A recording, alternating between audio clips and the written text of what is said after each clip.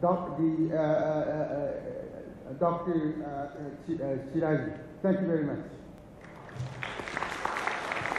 Thank you very much, Dr. Nakamura. I think that he has left us with many thoughts for, things for us to deliberate over. But the whole idea of bringing the government back in seems to be an important thing that maybe we'll have time to talk about later. I would now turn to Dr. Sombat and let us hear from him. Good morning, distinguished participants, ladies and gentlemen. I'm so honored to give a presentation for the conference theme, Challenges, Opportunity, and Innovation in Public Administration in the Next Decade. At the 23rd General Assembly and Conference, Eastern Regional Organization for Public Administration, 2012 in Bangkok. Over the coming decade, the government sector will play an essential role in a broad range of fields, particularly in such times as experienced now. It is during periods when the country faces many challenges that opportunities and innovation must come to the fore. In order to facilitate the country taking advantage of these challenges and turning them into opportunities, we must enhance the efficiency and effectiveness of public administration. Therefore, in my presentation today, three major areas will be discussed. First is the challenges, second, opportunity, and innovation.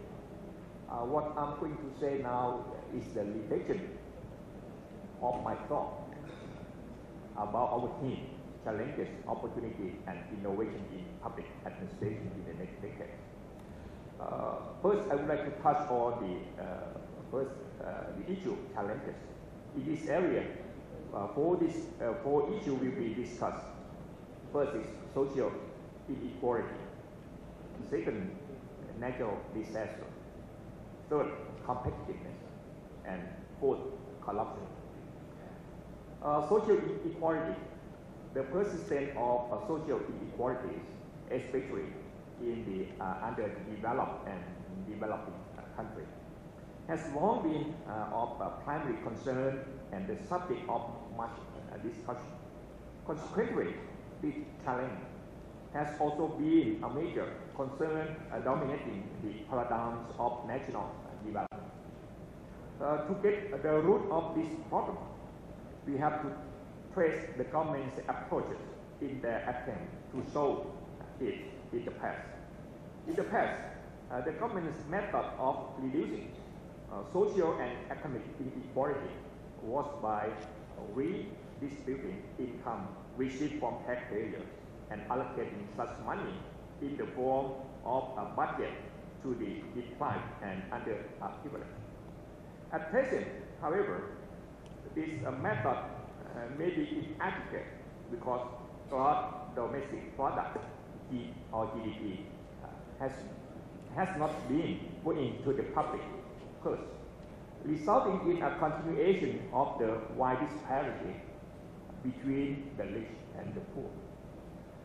To obviate this problem, there must be structural and natural reforms, including A, an increase in wages for labor, B, an increase in the return on investment for agricultural produce, and C, as a wider range of natural disasters, and also an increase in the intensity of each catastrophic event.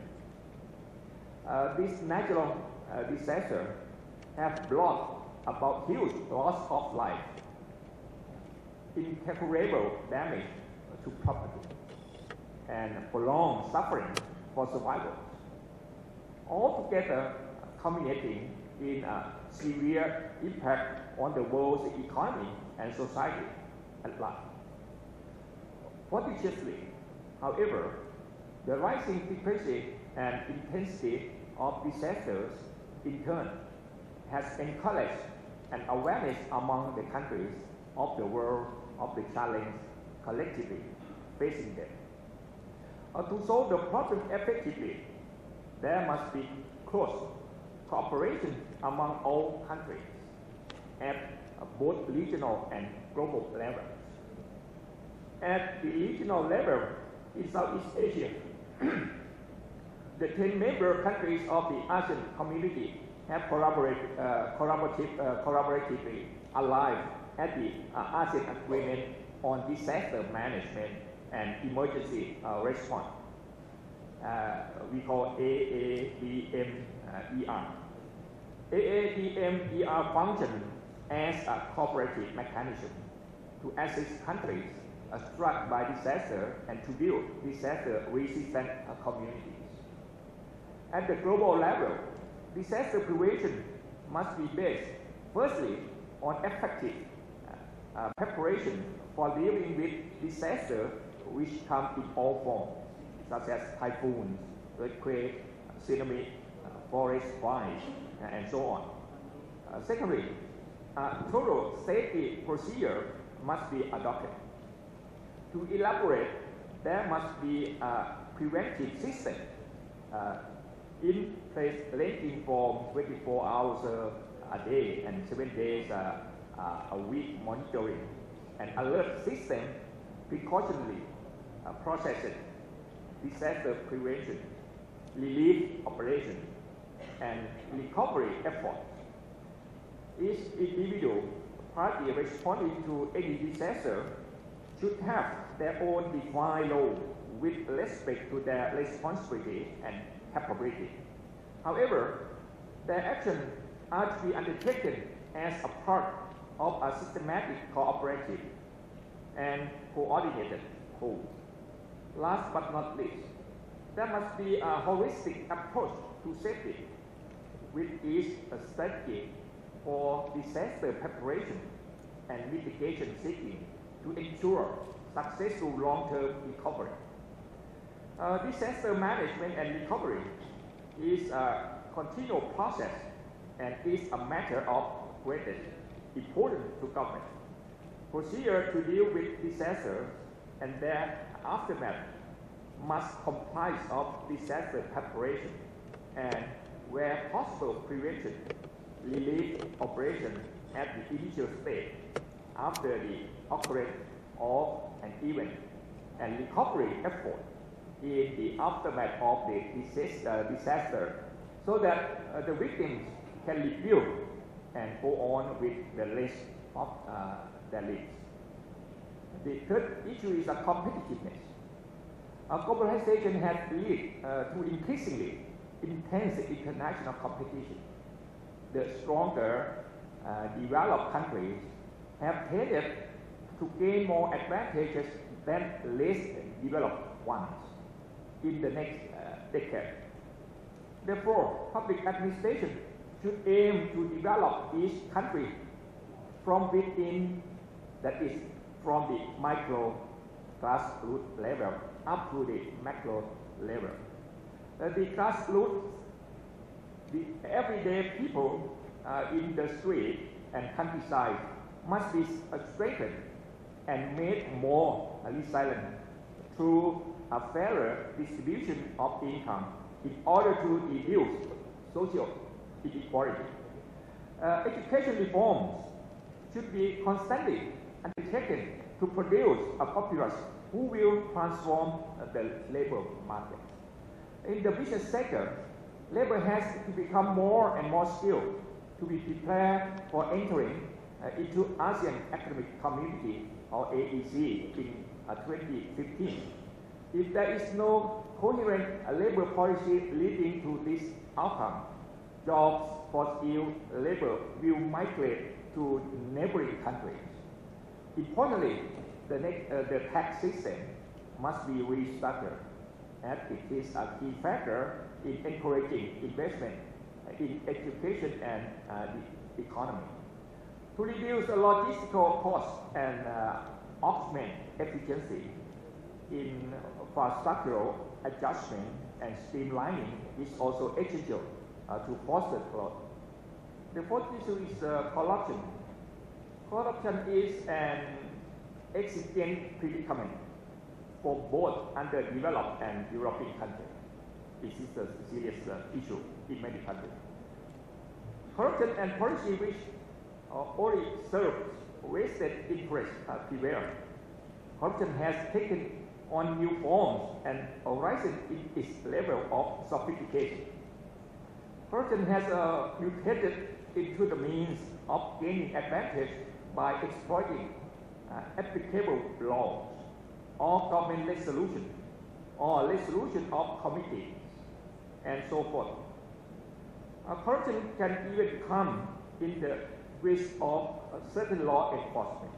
However, the general public is usually well aware when a certain action is not correct or right, or is either ethically or morally highly questionable.